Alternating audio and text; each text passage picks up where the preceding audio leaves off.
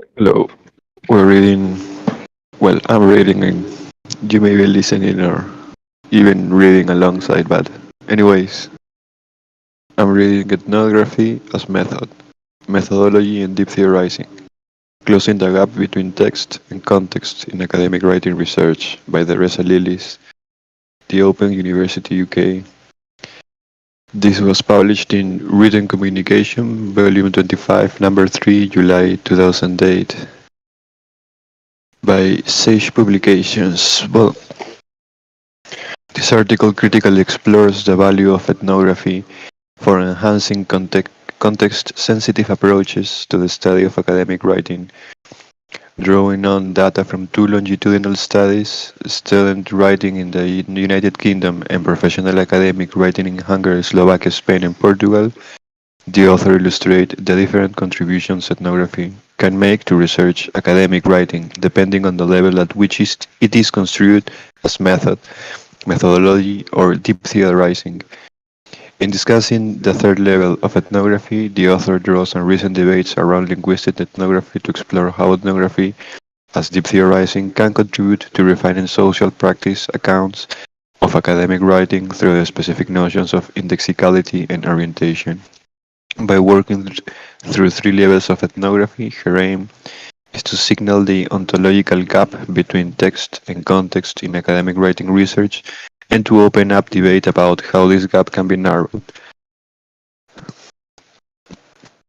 Just a commentary, the longitudinal studies tend to be studies of fields or cases that are very big, long, prolonged. They're closely followed up, and it's supposed to be um, a big chunk of data that is analyzed through a lot of time. So it has supposedly more validity or precision, but well, you know. Introduction: the drive to narrow the gap between text and context. A principal object of academic writing research has been and continues to be the written text. There is a long and varied tradition of text-focused approaches to academic writing, drawing on rhetoric, a range of linguistic frameworks, and diverse genre studies. For overview, see Basserman, Pryor, Hewings, Highland. But alongside the textualist analytic lens, for considerable time there has been also a growing recognition of the need to focus on the context of writing, for understanding what is involved and at stake in academic writing.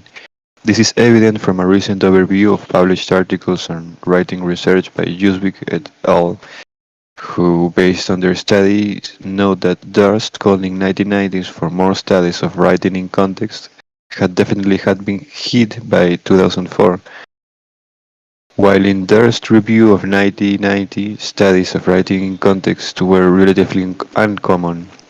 Jaswick et al. Report that, by 2004, research focusing on context and social practice dominated.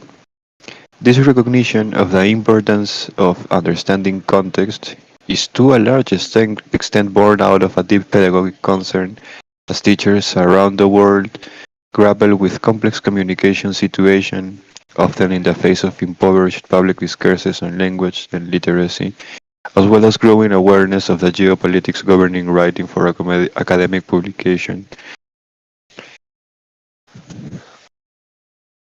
In approaches to academic writing concerned with context, ethnography plays an important, if often rather vaguely articulate role. Sometimes ethnography is foregrounded, as in, for example, academic literacy research in the United Kingdom, where both the theorization of literacy and social practice and empirical methodologies adopted are explicitly located in ethnography tradition. But more often, the influence of ethnography in academic writing research is backgrounded, as is well illustrated in the classification of methodologies reported in Juswick et al. Extensive review mentioned above.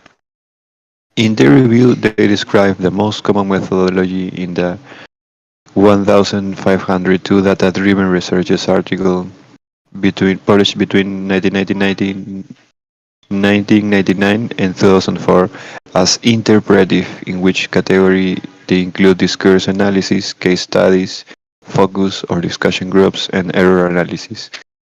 Interestingly for the discussion in this article, they list ethnography as a method, alongside categories such as interviews, observation, and case studies, rather than as a methodology, constituted by multiple methods such as those they mention separately. The point here is not that their classification is incorrect. Classifications and taxonomies always involve a range of compromises, but rather that their positioning of ethnography in this way says much about the way in which ethnography is currently often framed in academic writing research. First, it tends to be viewed as a method rather than a fully developed methodology.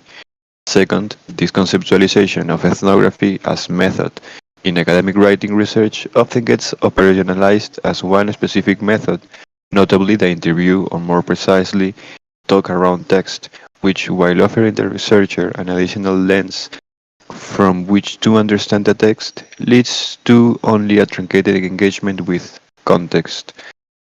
Third, this reduction of ethnography to method means that the value of other levels of ethnography, that is, as fully fledged methodology, and as a specific epistemology and ontology, are still often overlooked in academic writing research. The aim of this article is to argue for the value of ethnography in academic writing research at three levels. At a minimal level, ethnography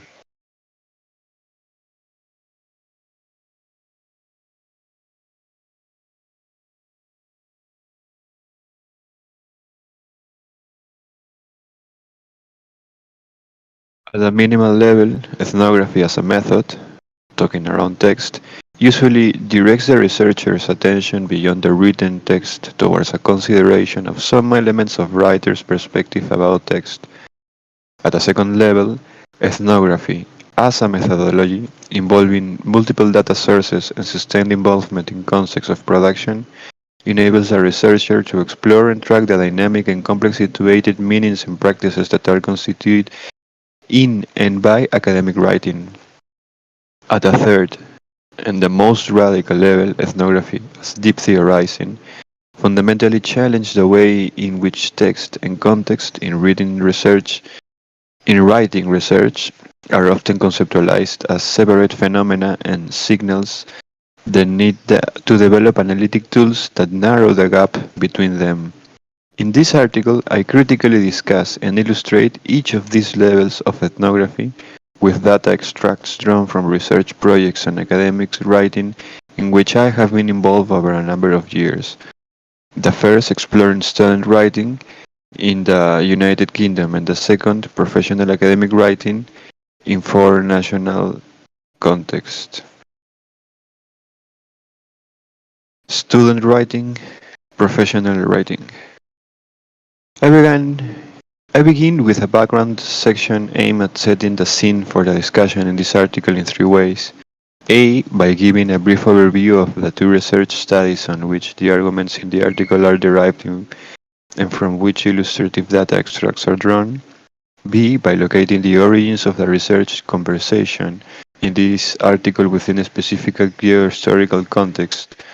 And C. By offering a working definition of ethnography as a starting point for the discussion in the rest of the article. The article is then structured around the discussion of ethnography in three main sections: ethnography as a method, ethnography as a methodology, and ethnography as deep theorizing. The aim in each section is to illustrate the value of the different levels of ethnography to academic writing research, progressively working towards a key challenge faced by academic writing researchers committed to contextualizing academic text. That is, how to narrow the ontological gap between text and context. I conclude by offering some suggestions as how this gap can be narrowed analytically through two notions in current use in ethnography research, focusing mainly on spoken language, indexicality, and orientation. Background. As already stated, the discussion in this article is informed and illustrated by data from two research projects in which I have been and continue to be involved. The first focuses on the experience of non-traditional students and their writing. Henceforward, data extracts from this project are labeled SW students writing, and the second on the professional academic writing of multilingual scholars. Data extracts from this project are labeled PW professional writing.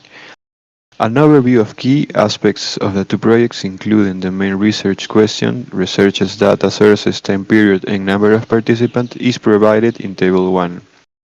I recognize that isolating data extracts in the way I do in this article runs counter to the holistic pool of ethnography, whereby, as argued in the section below on ethnography as methodology, a key aim is the weaving together of data in order to understand a particular phenomenon.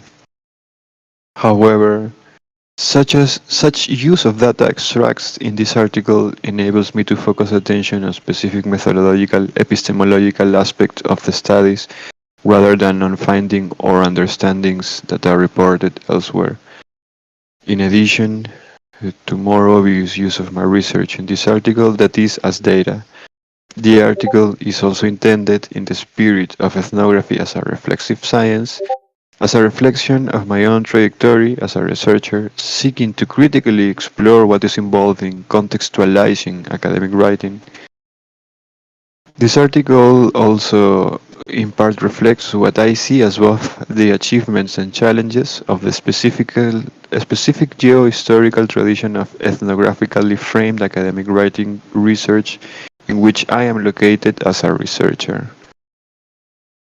That is academic literacies research in the United Kingdom. At the same time, I see the discussion as being of direct relevance to other international conversations about academic writing research, given, as already stated, there is a widespread concern to explore academic writing in context, and thus the relationship between text and context at both empirical and theoretical levels. Table 1. Overview of two projects, student writing and professional academic writing. Research Project 1, Student Writing. Research Project 2, Professional Academic Writing. Overarching empirical research questions. Focus, student meaning-making practices in writing within disciplinary context. What do students write? Why? What do they feel about how they write? In the case of professional academic writing, the focus is writing for publication in English by multilingual scholars. What do scholars write? In which languages? Why? How? Is there pressure to write in English? What are the problems scholars face? Views on writing. Going again to students writing, let's say number of participants, 10 non-traditional students, while 50 professional scholars for the professional writing. The main researchers for the students writing are, well, the author, Theresa Lillis, and in the professional writing, it's Curie and Lillis. The data sources for student writings are text written by participants, cyclically talk around text, literacy story interviews, documentary data, course guidelines, assignment details, assessment criteria, research diary. While in the professional writing, it's the text written by participants, cyclical talk around text, language and literacy history, interviews, email correspondence with participants, correspondence between participants and other about text, observational field, notes, research diary, telephone interviews, brief discussion, documentary data, departmental and national policy documents, and the national context are For the students writing, the United Kingdom, and for professional writing, Slovakia, Hungary, Spain, Portugal. The disciplinary focus for the students writing is education, laws, women's studies, language studies, while in the professional writing, psychology and education. The length of the research, and that's why it's supposed to be a longitudinal research, 2 to 6 years and 7 years and ongoing. It is this relationship between text and context that I argue ethnography can help illuminate, albeit in different ways. A key aim in this article is to illustrate three specific definitions or levels of ethnography and consider their usefulness for academic writing research. However, it may be useful to begin with a broad working definition of ethnography in order to establish a basic starting point for discussion and against which some of the discussion in the rest of the article can then be considered. The following is a list of core features of ethnography based on overviews by a widely cited educational ethnographer, Martin Hammersley. Ethnography is concerned with a collection and analysis of empirical data drawn from real-world context rather than being produced under experimental conditions created by the researcher. The research involves sustained engagement in a particular site. A key aim is for the researcher attempting to make sense of these events from the perspective of participants. Data are gathered from a range of sources, but observation and/or relatively informal conversations are often key tools. The focus is a single setting or group of relatively small scale, or a small number of these. In life history research, the focus may even be a single individual. The analysis of the data involves interpretation of the meanings and functions of human actions and mainly takes the form of verbal descriptions and explanations, with quantification and statistical analysis playing a subordinate role at most.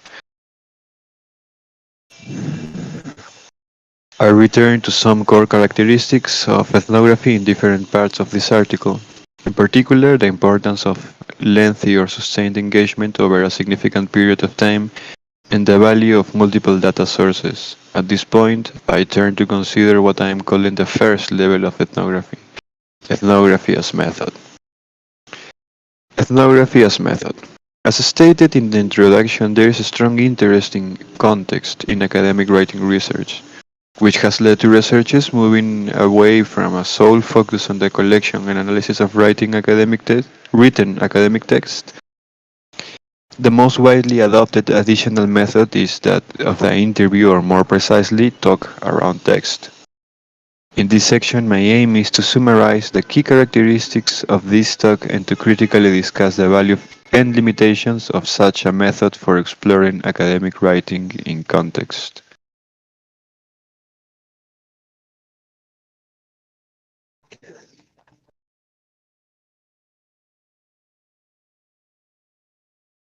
Talk around texts.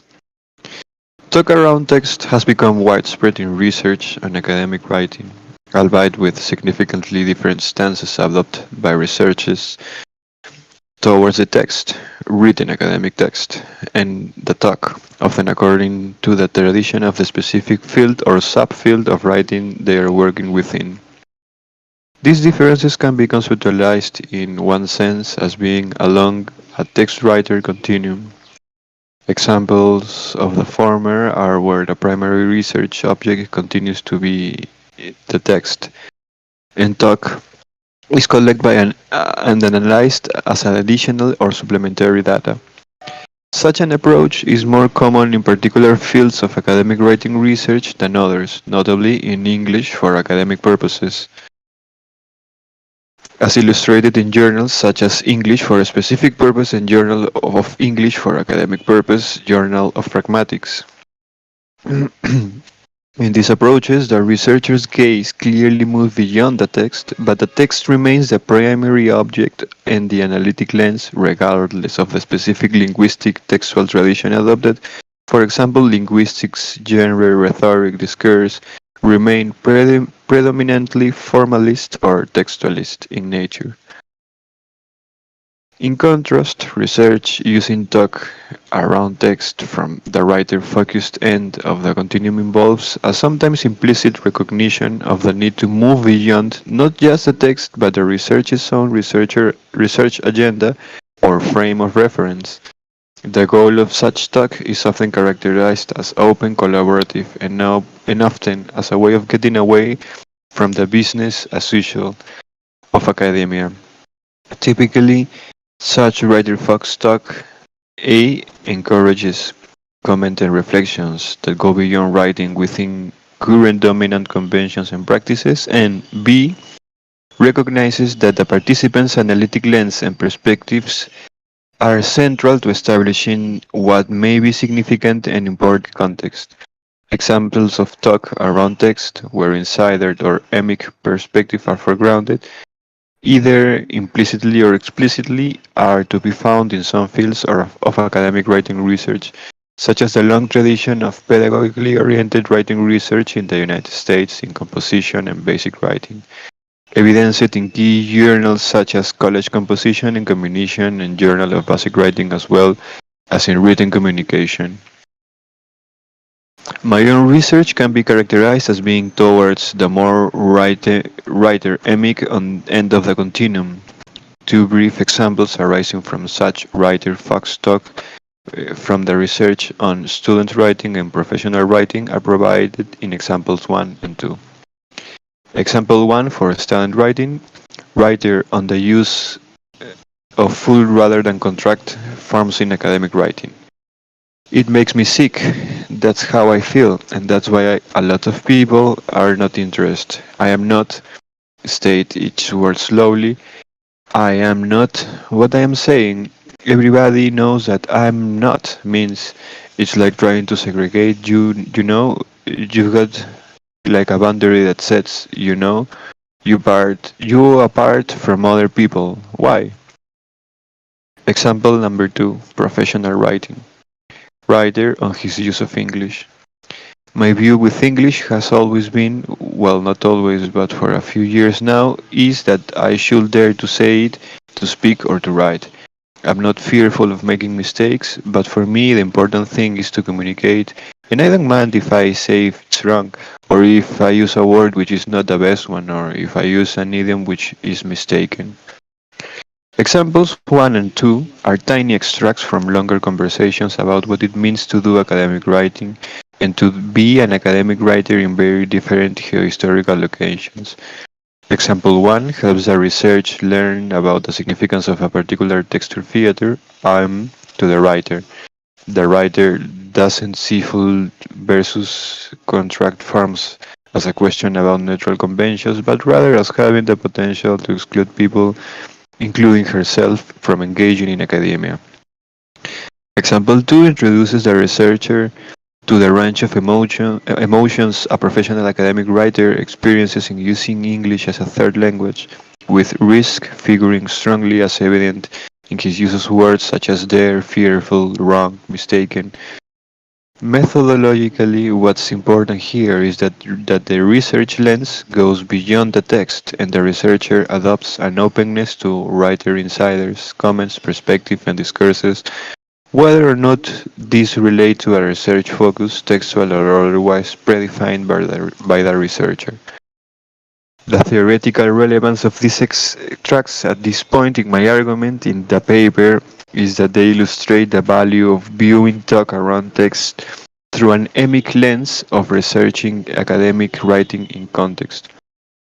Emic perspectives are central to understanding what is relevant to participants and thus core to understanding what is significant from the very large and empirically unwidely notion of context. Here Gamber's notion of contextualization is useful, whereas context from a researcher's point of view could be potentially infinite. Contextualization comprises participants' activities and understandings that make relevant any specific aspect of context, in this case, to specific acts and practices of academic writing. Talk around text aimed at seeking out emic perspective is one important way of exploring what is or isn't significant from the rather large notion of context to specific individuals in their specific social historical writing trajectories. Of course, this valuing of insiders' perspective immediately foregrounds the tensions between ethic, outsider researching analyst, and emic, insider writers. Perspective, the productive tension between which I return to in subsequent section of this article. The value and limitations to talk around text. The obvious value of including talk around text within research approaches to academic writing is that such talk extends the researcher-analyst case beyond the text. The extent and ways in which the lens is extended depends on whether the researcher uses the talk as supplementary to written academic text data and whether the researcher moves towards an emic writer perspective rather than maintaining a fundamentally ethic researcher perspective. I'm saying ethic and not ethic. I don't know what ethic and emic are, so I don't care. However, even when talk around text seeks to actively build in and on emic understanding, it has a number of limitations as a method of contextualizing the production and meaning of academic text. First, such writer-insider talk, particularly if these are one-off interviews, can only ever provide minimal glimpses of writers' perspective and understandings. Analytically, there is a danger of reifying writer's perspective as expressed in one moment in time and oversimplifying claims framed in relation to such data. Whether these be at the level of the individual, a specific student writer, for example, or a group conceptualized and labeled in specific ways, for example, students, non-traditional students, professional scholars, Slovak scholars, etc. Second, talk around text as a single method, while useful, is limited in the kind of contextual understandings it can generate, as I illustrate in the next section. Third, a theoretical point that I wish to note briefly here is that there is often a key and unexplicated epistemological difference in the analytical treatment of text and talk in academic writing research. In contrast with written academic text, which are treated analytically as complex configuration of relationships between wordings, meaning, and intentions drawing on a range of analytical tools from, for example, linguistic, rhetoric, discursive studies, the talk around text tends to be treated as a straightforwardly transparent, a simple reflection of a writer's perspective. All three limitations, in part methodological and in part epistemological, relate to the central concern in this article, and which I aim to elaborate further in the following sections: the ontological gap between text and context. Ethnography as methodology. In contrast to ethnography as a method, in this section I argue that ethnography as a methodology opens up richer opportunities for developing contextualized studies of academic writing. Core elements of ethnography as methodology, rather than method, are usually summarized in Hammersley's definition above. The value of two specific aspects for academic writing research. I emphasize in this section lengthy or sustained engagement in participants' academic writing worlds and the collection and analysis of a range of types of data in order to build holistic understandings, while research aimed at contextualizing academic writing has significantly increased over the past 20 years, and ethnographic sensitivities are evident in many pedagogically framed studies. Longitudinal studies of academic writing are uncommon. As examples,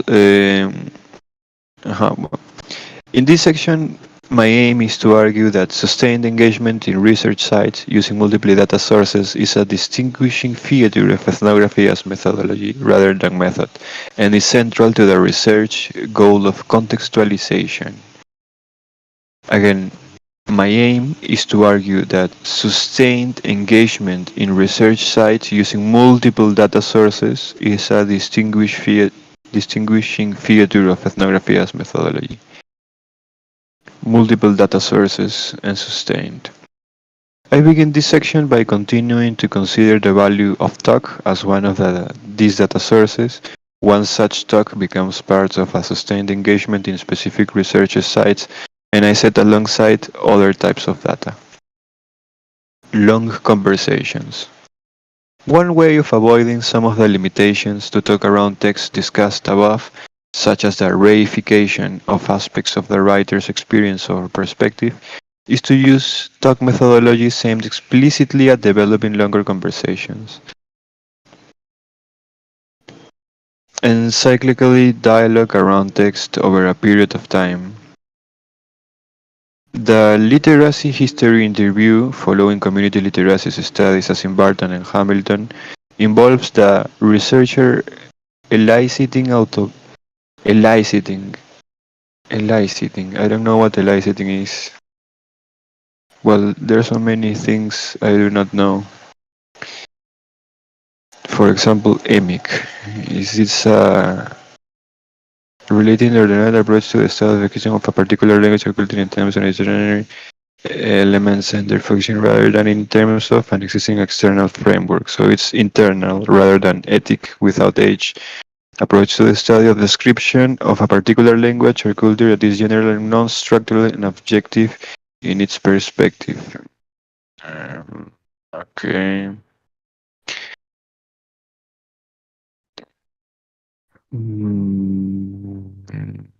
So, what was the word again? Eliciting, provoking.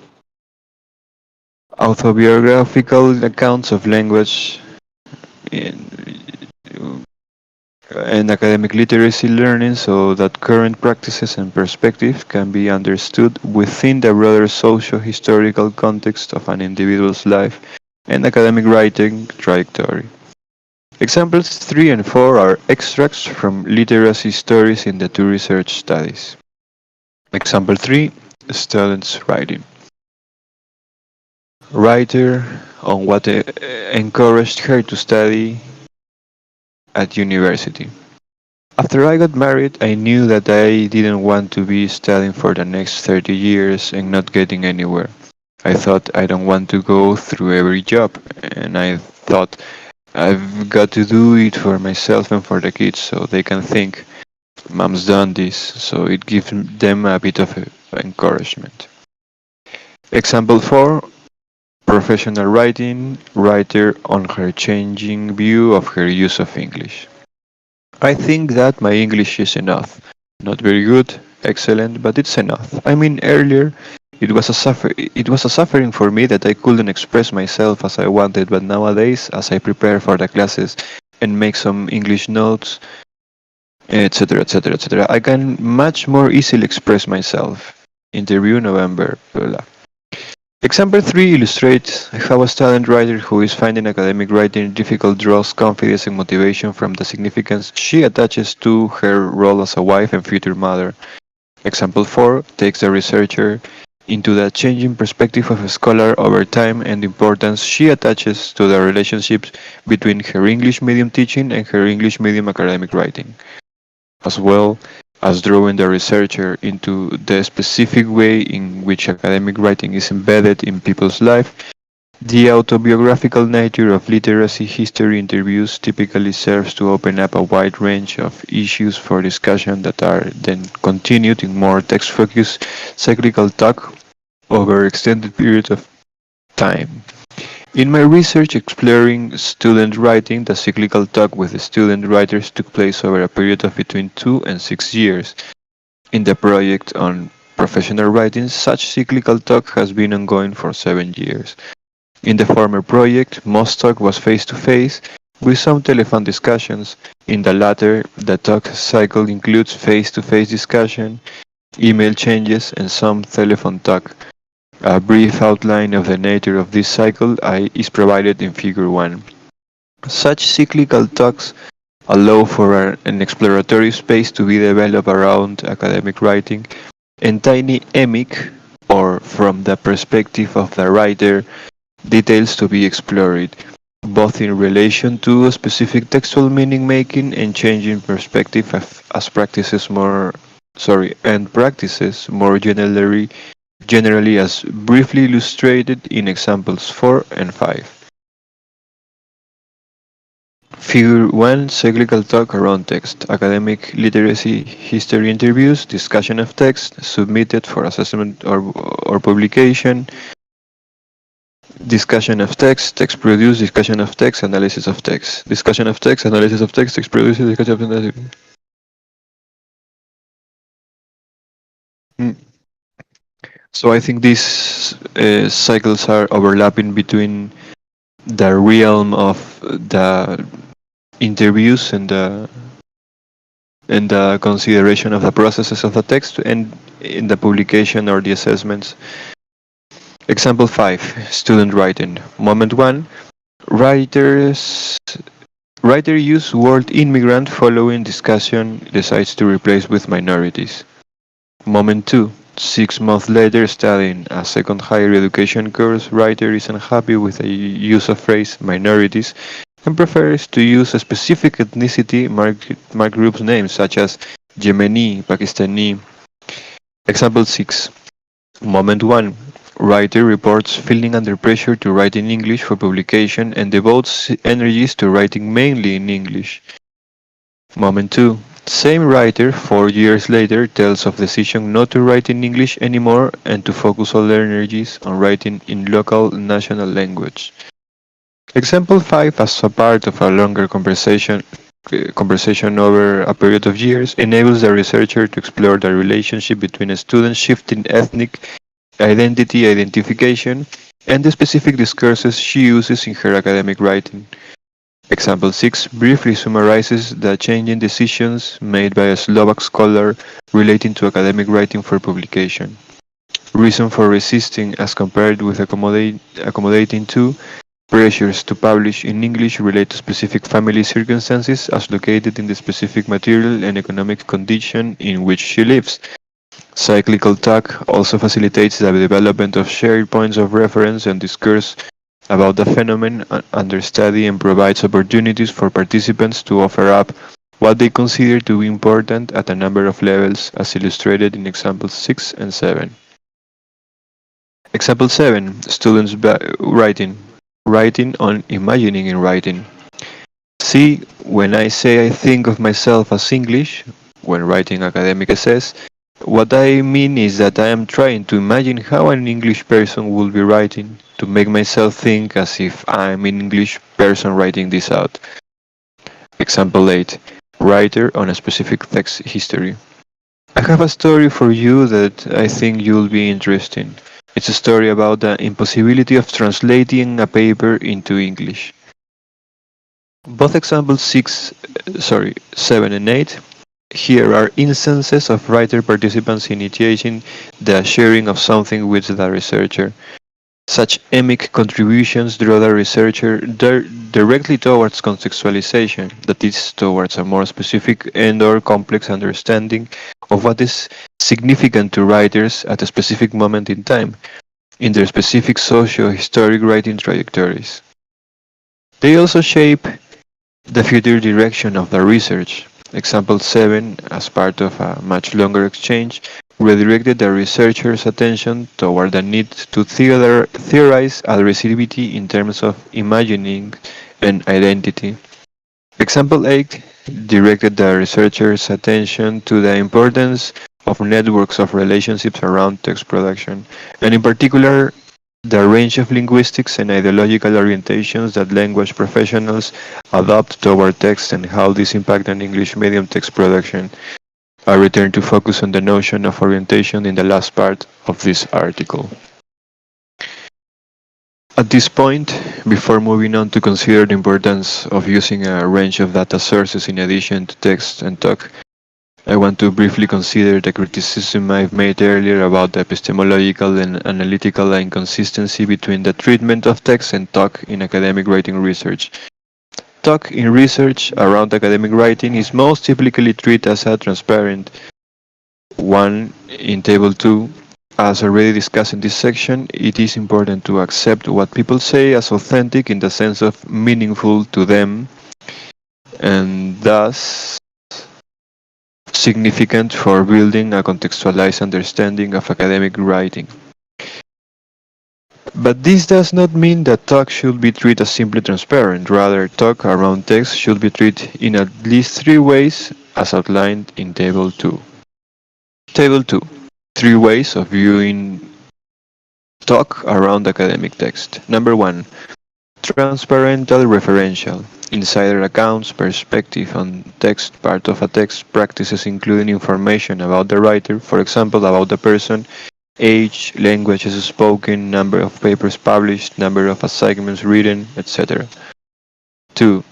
Discourse indexical. As indexing specific discourses about self, writing, academia, etc. Number 3. Performative relational. Researcher and researched performing research, identity, power, specific practices at specific moment, place, in time. Thus, in example 6, the writer is not only telling a realist tale about herself, but is indexing whole set of meaning about academia and what is valued in academia, notably here, being English, monolingual, monocultural, in return to the notion of indexicality in the final section. I return to the notion of indexicality in the final section. Likewise, all the extracts illustrate talk as performative relational between the researcher and researched at a number of levels, but obviously the kinds of things that are shared between researcher and participants depend very much on the immediate situation, identity, status of both, and how these are perceived by the other. These immediate situations, which in turn are shaped by broader socio-historical dynamics, locate not only the participants but also the researchers. Some things can only be said at certain moments under certain conditions. Likewise, and as a correlate of this, some things can only be researched at certain moments and under certain conditions.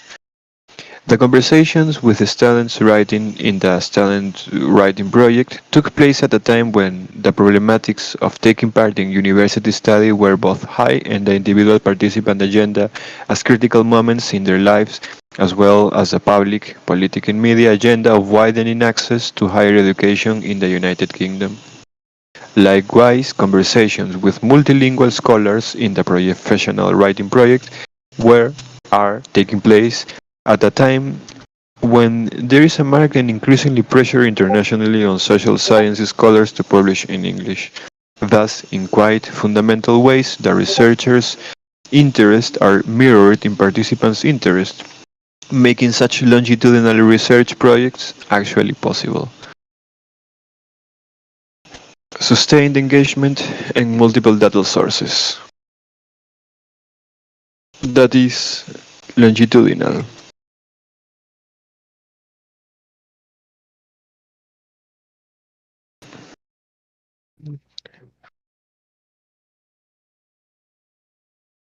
The importance of a cyclical talk over a lengthy period of time has been emphasized in the previous section.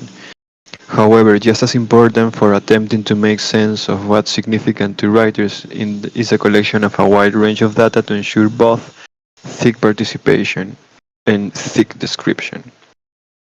The project exploring in professional writing in four national contexts outlined in Table 1 is a longitudinal study representing to date 7 years of engagement with 50 scholars in four national contexts, and substantial data collection from multiple sources. Data include individual literacy history interviews, approximately 180 episodes of talk around text, 800 written text, approximately 1,000 email exchanges between researchers and participants, Approximately 500 pieces of written correspondence between brokers and authors, observation and journal notes from two researchers based primarily on 12 visits to each site, and a large number of photographs and institutional documents, as well as interviews with librarians and several group discussions with scholars. The data is drawn from face-to-face encounter and observation, as well as from e-communication connecting with some dimension of virtual ethnography. The purpose of multiple data sources collected through sustained engagement is to enable both thick description, that is, observe and collect everything that may prove potentially to be significant, building up a detailed pictures of places, people, and resources, and thick participation, which involves a form of socialization in order to achieve a threshold for interpretive understanding. Thick description and participation enable the researcher to explore what's significant and at stake for writers at specific socio-historical moments and, importantly, thus to engage with what is significant contextually for understanding what academic writing and specific academic text signify for the writer. The richest histories will emerge from multiple methods with intertextual analysis, participant accounts, and observation of activity working together to produce a fuller portrait of the process. Data and understandings generated from the data can be brought together in a number of ways. In research projects focusing on academic writing, the focus of this article is the data that most directly relate to academic text that tend to get foregrounded, such as the text and the talk around text. In our writings about professional writing, this foregrounded data included written academic text, cyclical talk around text, copies of correspondence between writers and brokers, such as translators, reviewers, and reeditors, that together enable the tracking of text histories over time. Text history has proved to be a key unit of data collection and analysis for exploring the trajectories of text in the professional writing study. Brief outlines illustrating the way in which foregrounded data are brought together to constitute two text trajectories over a period of 3 years, from drafting through to submission and post-submission, are illustrated in Figure 2. Figure 2. Text trajectories.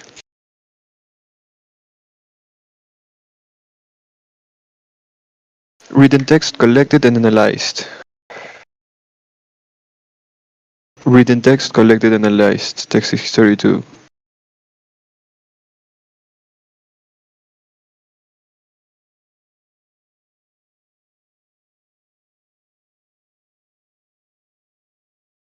A key aim in bringing the different data sources together in this way as text histories is to reach an understanding about how certain contextual factors impact on text production and trajectories towards submission and publication. In order to trace the impact of brokers on text production, we developed a heuristic for tracking changes made to text informed by a number of textual and rhetorical frameworks, in particular by the work of Norsetina and Gosden. In this way, our aim was to clearly connect some aspect of the context of text productions drawn from emic and ethic understanding to the text, ethic, and analysis. Heuristic for tracking changes across drafts. Focus on text data, focus on interviews. Changes made to draft, additions, deletions, reformulations, draft numbers, text reference, and in the site of interviews, suggests made by, when, response by author, rhetorical name, researcher comments, oh my god. Example 10. Professional writing observation. It is a drab 1960s building with locked doors at ground floor entrance and second floor where the department is. Scrawled on the locked entrance door to the department in black felt pan is a large A We heard the story later how the department had battled to secure an A rather than a B grading for their research, and the head of the department had definitely and delightfully scrawled a letter on the door. The corridor was dark, little natural light and no electric lights switched on. Again, later we heard they were saving on electricity bills given a small annual budget they had to work within. Example 11. Professional writing, observation of literacy events, preparing conference submissions. It's early evening, around 6 p.m. I'm waiting to interview Fidel about his latest writing. Fidel is busy walking in and out of his office, from his desk to the printer in another office. NO and AC are discussing in Spanish the draft submissions they are preparing for an English medium European conference. The deadline is imminent and they are all anxious to get these proposals in. Fidel is engaged in several tasks at the same time. He's trying to write a single authored proposal in English, as well as support NO in producing his single authored text in English. Fidel sits at his desk, AC comes, and looks at NO's draft and also adds comments. I'm there, so I offer to look at NO's draft too. The phone rings and Fidel is talking on the phone to MN and they are discussing in Spanish a version of another proposal they are preparing together on behalf of two other colleagues, JK and JC, also involved in one of the research projects. Fidel listens and responds in Spanish on the phone as he writes at his computer in English, and MN writes at hers. Example 12. Observation.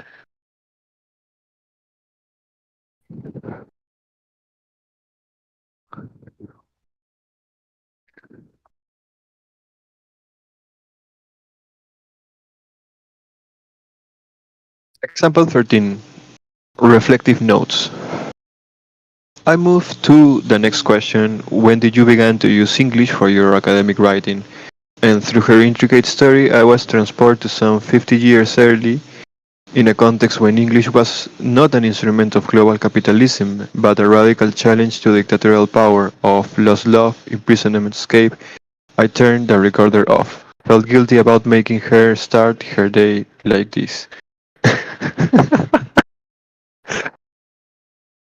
Observation examples 10 to 13 contextualize the writer and her text production in immediate material circumstances. Example 10 illustrates in part the impact of the relative scarcity of economic resources on scholarly writing in this Eastern European institution, for alongside other data sources, it serves to establish the nature of the relationship between publishing in English, the departmental grade, and economic resources. Example 11 captures some of these intense activities surrounding academic text production in a specific Spanish department and institution, and the ways in which such text production is managed across languages and between participants. Example 12 illustrates the potential value of photograph as a record of a physical location, but also along with the rest of such multiple data sources, of helping the researcher sustain strong engagement in multiple research sites and with many participants over a period of time.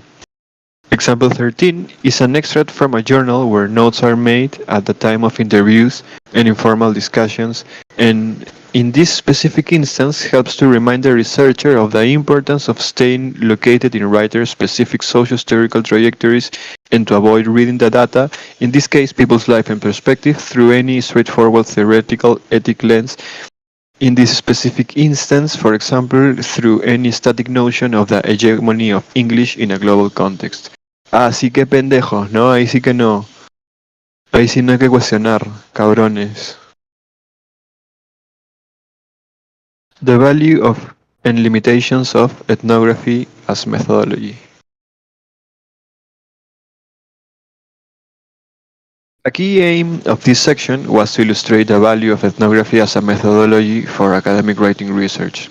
Ethnography as methodology involving the collection of a wide range of data collected over a significant period of time and involving sustained engagement between researcher and participants helps to respond to key limitations evident in the use of a single method of talk around text for exploring context in academic writing research.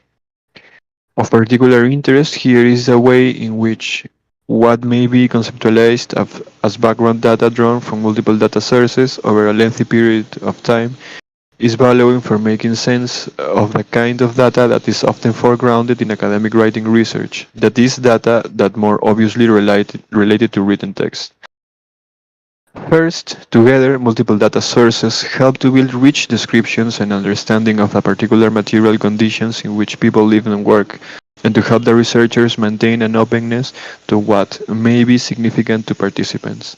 Thick participation is essential for turning into what might be significant for participant. Second, such data can lead to further specific research questions and explorations. Examples 8 and 10 led into research and discussions about a particular system of evaluation in institutions, where English medium publication was part of different codified systems. Third, together, the data helped sustain the engagement of the researchers within 50 scholars from 4 national contexts, each with their own research interests, academic literacy experience, and views of the academic world. Journal, field notes, and photograph perform an important function here of helping the researcher reinsert ourselves into the field, people's ongoing lives. Fourth, the researcher earns the trust and right to gain access to data that she or he may not have initially sought, but that prove to be central to understanding process and practices surrounding academic text production. Overall, the tuning in involved in thick participation in sustained research contributes towards honing an ethnographic sensibility, whereby the dynamic interplay between emic and ethic is used as a productive heuristic in terms of the research process. The research must work at making the strange familiar and the familiar made strange, and in terms of analysis, the blending of distinct lenses and categories of description. This dynamic is particularly important in research on academic writing, where the researcher, as academic or as a teacher, can often draw on her own understandings and experiences to make sense of certain phenomena, yet needs to avoid making presuppositions about what may or may not be significant to the participants in specific socio-historical contexts at specific moments in time. However, limitations to ethnography as methodology for understanding a particular phenomenon and/or the particular ways in which data are collected and analyzed have long been recognized, most notably within anthropology, but also within disciplines where ethnography has been extensively used, such as education. These include considerable debate on a number of counts, notably the need to avoid naive or realist descriptivism, or the parallel danger of reading microdata through macrosocial critical theory. I have already pointed to the importance of treating spoken interview data as both transparent and discursive. The same and other complexities are involved in using other kinds of data. But of particular concern in this article is the extent to which ethnography as methodology can support contextualized studies of academic writing, and more precisely, to consider how ethnography can help bridge the ontological gap between text and context, whereby text and context are treated analytically as two distinct phenomena. This gap between text and context is significantly narrowed, I would argue, by engaging in ethnography as methodology as illustrated in the discussion above. Thick description and thick participation help move the researcher towards emic perspective and towards analytic lenses that help foreground what is significant to writers from their specific socio-historical perspective.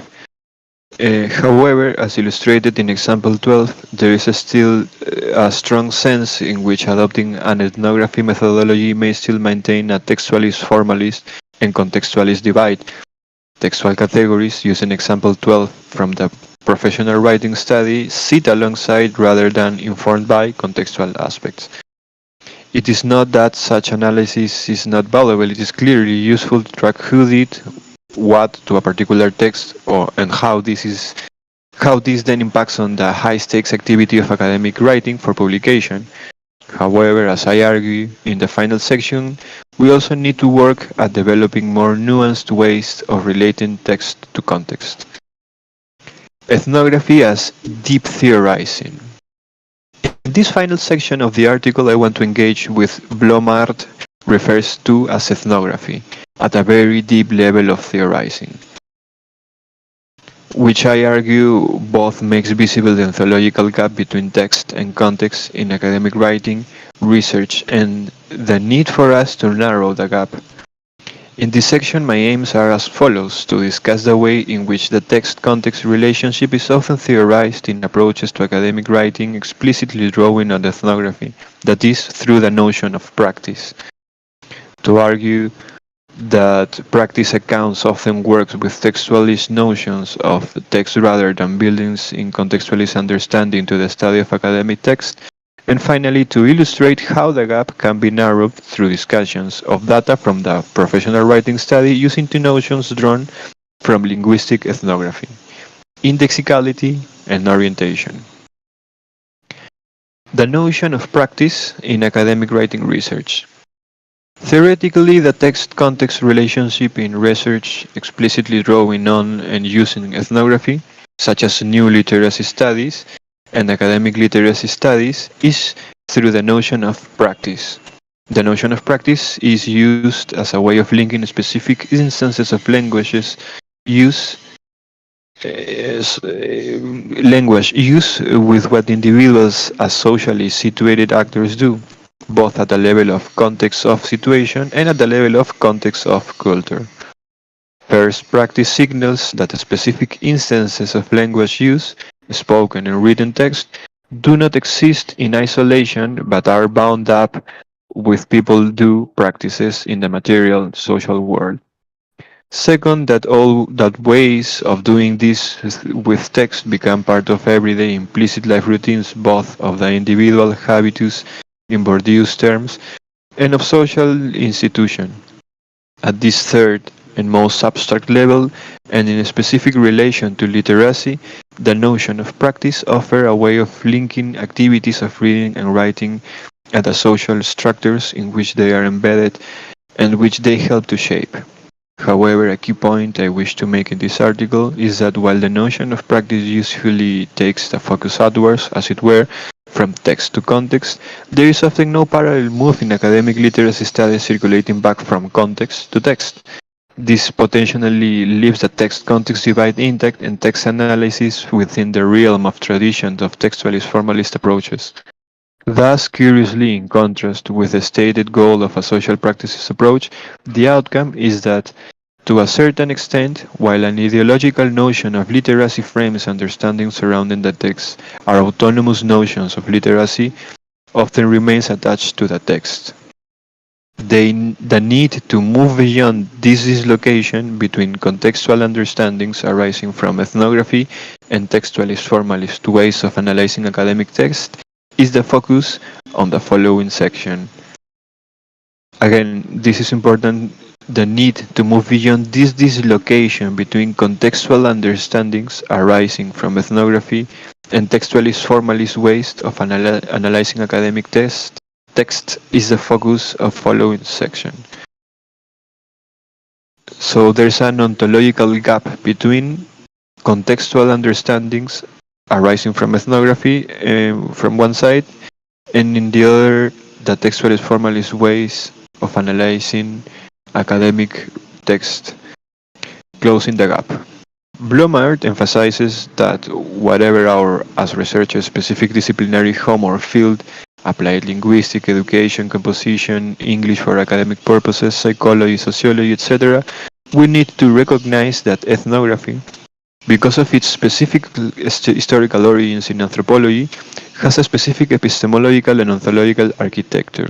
Of specific relevance to the key concern in this article is that this architecture does not recognize any dichotomy between language and culture, text and context.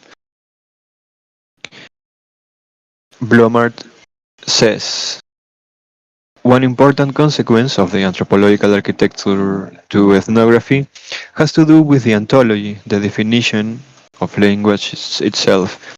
Language, within this frame, is typically seen as a socially loaded and assessed tool for humans, the finality of which is to enable humans to perform as social beings.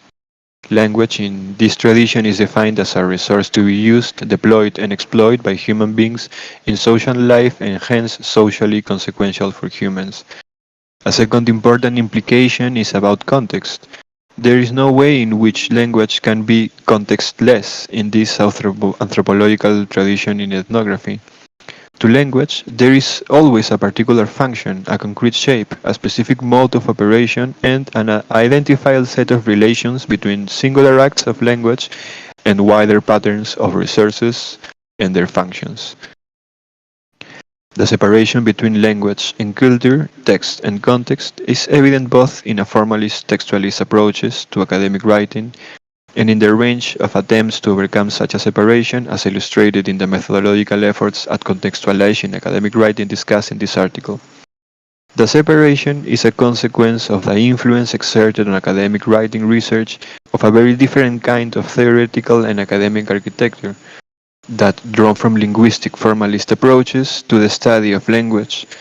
This ontological architecture has led to a gap between text and context that many of our available lenses and languages of description, because of their origins in formalist approaches, rhetoric, applied linguistics, genre, are not able to bridge.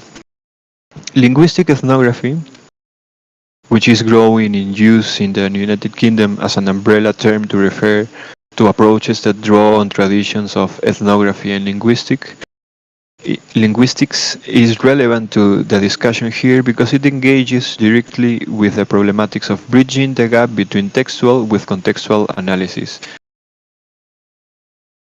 The ontological gap between text and context is tackled head-on, Rampton says. Linguistic ethnography generally holds that, to a considerable degree, language and the social world are mutually shaping and that close analysis of situated language use can provide both fundamental and distinctive insights into the mechanisms and dynamics of social and cultural production in everyday activity. In a discussion paper, Rampton et al., and in more recent paper, Rampton, outlined the productive tensions between linguistics and ethnography. This is framed in terms of a metaphor of tying ethnography down and opening linguistics up. They argue that the linguistic lens has the effect of pushing ethnography towards the analysis of clearly delimitable processes, increasing the amount of reported data that is open to falsification, looking to impregnate local description with analytical frameworks from outside. In contrast, ethnography brings, as James and Rampton says, reflexive sensitivity to the processes involved in the production of linguistic claims and to the potential of what gets left out, encouraging a willingness to accept and run with the fact that beyond the reach of standardized falsification procedures, experience has ways of boiling over and making us correct our present formulas. A key point to note here is that in bringing the distinct ontologies of linguistics and ethnography together,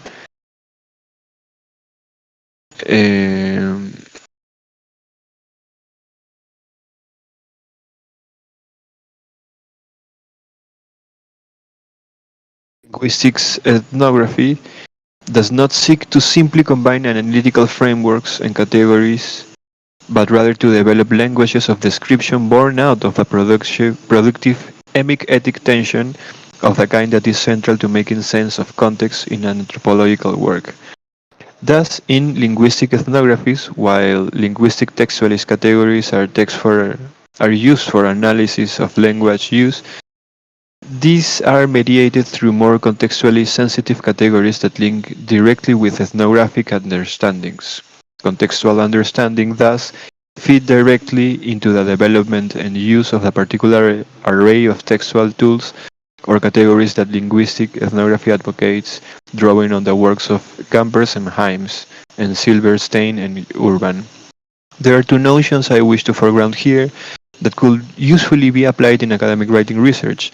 The notion of indexicality, that is, the specific ways in which bits of language, speech, writing, index, or point to aspects of social context and orientations. That is how speakers here orient to what is said and written, both aspects being embedded socio-historically. So here are two of the important notions that Theresa Lillis is discussing. Indexicality and orientations. Indexicality, that is, the specific ways in which bits of language index or points to aspects of social context.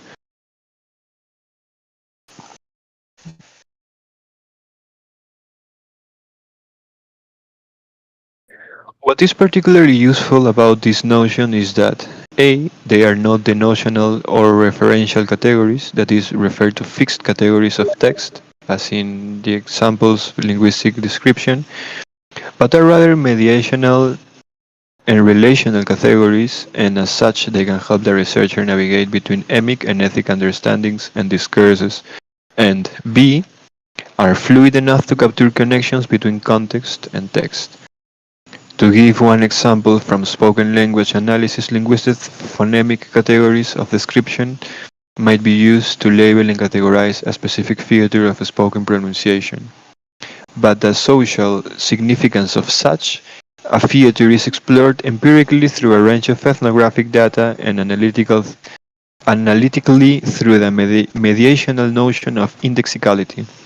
Indexicality and orientation have been primarily used by those working within linguistics ethnography to research spoken interaction as a primary concern. The development of these and similarly context-sensitive categories and tools with which to explore written text lags far behind, a point also made in general terms by Beiserman and Pryor. But in the final section I want to illustrate how these particular notions can help contextualize academic writing in nuanced ways. Indexicality and orientation, exploring the problem of style. In the study on professional scholars writing outlined in Table 1 above, the research aim is to explore the practices and experiences of scholars whose first language are Slovak, Hungarian, Spanish, or Portuguese when writing English medium academic text for publication. While the scholars write in local national language, what we know from both ethic, information or publishing activities collected by the researchers, and emic, writers' comments and accounts, is that they are under considerable pressure to publish in English because of the global status of English in academic publishing. The issue of what counts as an acceptable or appropriate style of English for securing the publication of such text, particularly in high-status Anglophone-centered journals, is one recurring theme in cyclical talk with scholars. Scholars express concerns about the English they use in different ways, sometimes indirectly through phrases such as my poor English or brutal English, my Spanish English, sometimes through reference to style and sometimes through reference to specific features. The feature most commonly mentioned as being problematic by participants across all four national contexts is the long sentence. Whereas long sentences are a key feature of academic writing in many languages and often index scholarly activity and erudition, scholars indicate that the long sentence is not viewed positively by brokers, such as reviewers, editors, involved in English medium international journals. Example 14 illustrates the kind of concern about style expressed by scholars. Example 14 in professional writing. If the style of the form of the paper is not native or not current, reviewers think that this is a stupid man, this is unacceptable materials, they are not accepted for regional accent, for regional style, absolute refusal, this is their attitude. The obvious research questions arising from scholars' emic concerns with what may be at stake in issues of style are: is there a problem with scholars' style? If so, what is the nature of this problem? What are the consequences of this problem for scholar success in English medium publishing? One approach is to analyze the texts themselves and through some form of ethic, linguistic formalist analysis. Seek to identify problematic stylistic features in the text. A text analytic approach can tell us about the workings of the text, which of course may be very interesting in different ways to both the researchers and participants.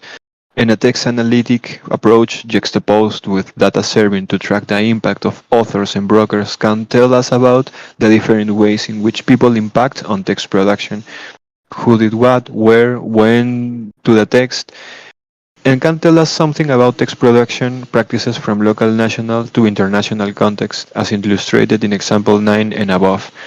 However, what's clear is that in order to understand the problem of contextual understandings will not tell us anything about what counts as acceptable style in the particular context in which they are written or read, or the interrelationship between these. That there is an interrelationship between these is strongly signaled in the scholar's comment in example 14 above. It is here that the meditational notions such as indexicality and orientation can help draw together text and contextual understanding, as I now turn to illustrate from brief extract from two text histories. The text histories are drawn from writings by established scholars who have published in national language and have experience of writing and publishing in English.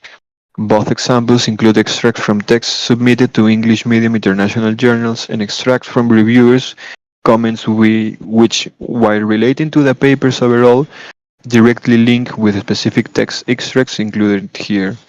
Example 15 is a part of a 3-year text history of a journal article that did not lead to publication. Example 16 is a part of a 2-year text history of a series of articles that finally led to publication.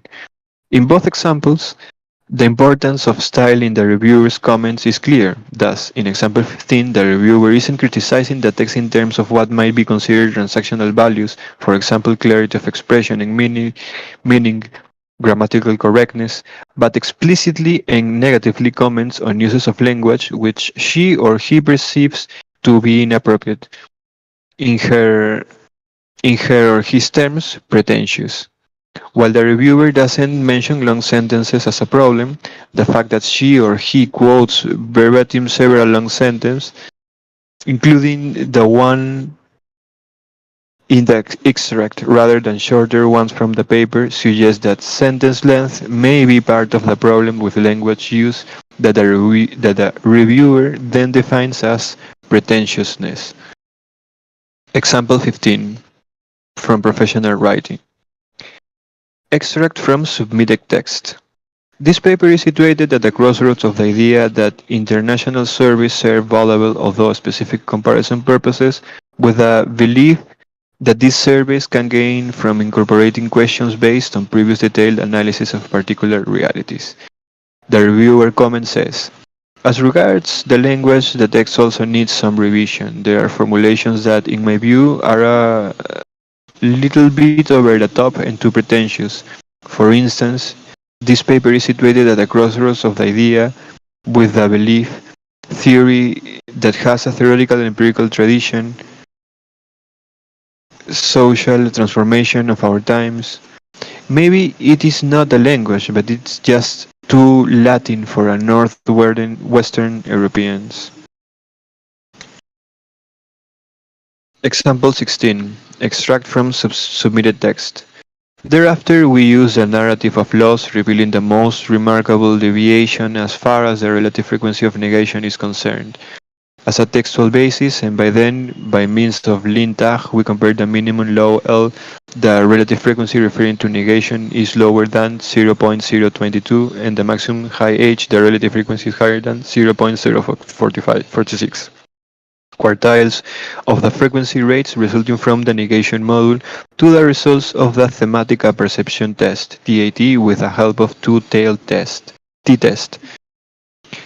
Reviewer comment on paper submitted by group of scholars. This paper do not want reading, they want translation. Poor writing doesn't encourage the reader to turn the page to read more about the MS. This comment is not about the author's competence in scientific English. It is about thinking. Using whistle-word phenomena approach consideration is useless to the reader. Their sole utility is to fill a void in the author's mind. One author, the one who's fond of phenomena and approach fraudulently, forgot to paginate his or her MS while allowing himself or herself sentences 50 words long and more. And what about using whistle word 92 times? The word perspective, as one author allowed himself or herself to do, is in the M's X. Talking about long sentences, our prize goes to the MS with one sentence, 83 word long. What is unusual in the reviewer's comment in example 15, as compared with many reviewers' comment in professional writing study, is that the reviewer finds reflective comments offer an explicit articulation of where in fact the problem may lie, not so much with the text, but with what the text indexes, a particular tradition of scholarly writing referring to as be pretentious, and how she or he orients to that form negatively. What is important here, of course, is that this orientation is located geoculturally. The reviewer indicates that her or his response is not an individualized response, but can rather be located in terms of differing geocultural rhetorical traditions. This is highly relevant to understanding what is at stake when scholars writing out of non-Anglophone traditions submit papers to central journals where brokers, editors, reviewers, publishers are predominantly from the Anglophone center. In example 16, the reviewer is commenting on a number of papers submitted from the same national context from a special issue of a journal and concludes with a comment on one specific paper that contains a number of long sentences. The text extract included in example 16 is from the latter paper. Once again, style is clearly relevant to the reviewer's response. The reviewer reacts negatively to certain words which are dismissed as whistle rather than, for example, offering any serious paradigmatic or epistemological critique of the discourse used. The reviewer also has strongly negative views on long sentences. Furthermore, the reviewer seems to connect whistle words with syntax in the text in some fundamental ways towards the end of the extract. The reviewer states, talking about long sentences, even though she or he is talking about specific words at the point, and thus indicates that the previous comment on word usage cohere for he or him with her or his negative views on long sentences. What is particularly significant in this reviewer's comments is his statement that he is specifically not concerned about the author's competence in scientific English. Rather, she or he claims to be treating language as a transparent medium on the mind. Within this frame, the text indexes intellectual capacity and the reviewer orients negatively to what she or he regards as the intellectual content of the text.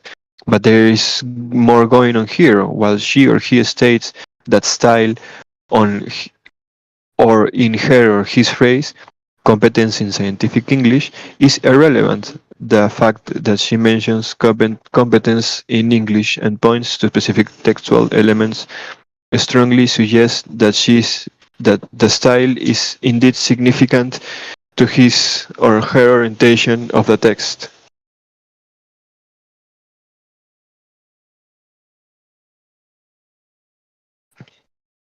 Estoy trabajando 5 minutos. Ahí bajo.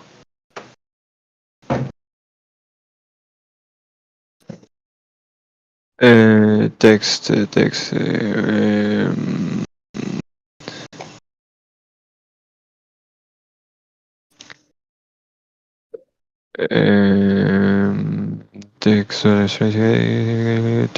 Specific features in the text index non-Anglophone writer scholar, hence the reference to English, and I will suggest account for, at least in part, the reviewer's strongly emotive and negative orientation. This particular reviewer's orientation to the text seems to provide support from the concerns expressed by non-Anglophone scholars and illustrated in example 16 that if the style is judged to be inappropriate, it is not just the text that is negatively evaluated by scholars themselves and their intellectual activity. What is important methodologically and epistemologically in the use of notions such as indexicality and orientation is that they can help relate contextual, ethically informed understandings with textual analysis, ethically informed in this case, analysis of written academic text by acting as analytic categories that can usefully mediate between context and text. They can also be used not only to empirically analyze text in the immediate context of interactions, but also to link these to a larger social structures and patterns through orders of indexicality. Orders, says Blumert, orders of indexicality allows us to focus on the level of the concrete empirical observable deployment of semiotic means, while at the same time seeing such microprocesses in semiotic theaters as immediately connected to a wider sociocultural, political, and historical space. By orienting to orders of indexicality, language users systemically reproduce these norms and situate them in relation to other norms. Attention to microdetail involves an explicit recognition of the importance of the interplay between emic and ethic dimensions. The relevance of paying attention to microtextual and contextualized details of academic writing is that they can help us explore the complex politics of academic text production. Conclusion. Well,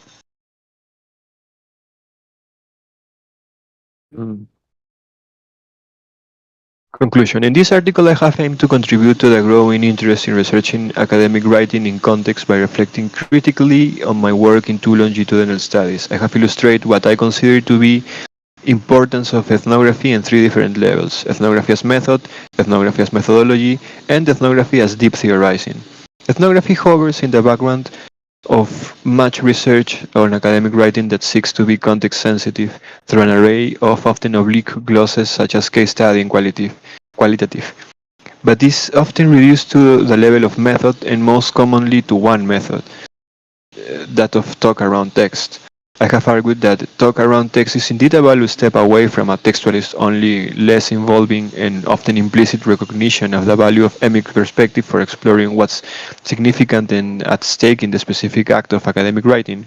However, in order to move away from a container notion of context, writing in context, and towards a notion of contextualization, that is researching what is relevant from any specific aspect of context to specific acts of practices of academic writing, we need to engage with ethnography as methodology. Ethnography as methodology involves sustained engagement with participants over a period of time, using a broad range of data in collection and analysis, and a commitment to seeking out what is relevant to participants. The thick description made possible through such thick participation enables the researcher to explore specific microdetails of the relationship between text and context. Furthermore, the interplay between emic, writer informal, understanding alongside ethic understanding and languages of description, researcher academic, is used as a productive heuristic in terms of the research process. The researcher must work at making the strange familiar and the familiar made strange and data analysis, blending emic and ethic understandings and categories of analysis. I have argued that a third level of ethnography needs to be explicitly recognized, which raises considerable challenges to researchers. Ethnography as deep theorizing. This level of ethnography radically challenged the dichotomy between language and culture, a dichotomy I have argued that has led to an ontological gap between text and context in much academic writing research. This gap is evident even in approaches to academic writing that are explicitly ethnographic in approach, and that frame the relationship between text and context in terms of social practice. While this notion usually draws the text into issues of context, we have still much to do in order to circulate back from context to text. In order to close the gap between text analysis and context analysis, and drawing on linguistics ethnography, I have suggested some ways in which this can be done, notably by prioritizing notions such as indexicality and orientation that are widely used in analysis of spoken interaction. These are useful intermediary categories, relational rather than denotional or referential, and can help bring contextual understanding to written textual analysis. Of course, in arguing in this article for the value of ethnography as methodology and deep theorizing, I am not denying the considerable practical difficulties involved. Ethnographic studies are label-intensive as well as emotionally exhausting, given the commitment to reach beyond the researcher frames of relatively safe disciplinary academic reference to seek out what may be significant to participants. It often involves dealing with the chaos that is the mangle of practice and reach points where the researcher is profoundly surprised or puzzled by something. Furthermore, the considerable emphasis in the academia on researchers as text producer works against the notion of researchers as actively engaging in specific sites of research over time. But if reaching towards context and contextualization is a state goal of academic writing research, ethnography, at these two levels in particular, has much to offer the academic writing research. These are the references. Well, this has been ethnography as method, methodology, and deep theorizing, closing the gap between text and context in academic writing research.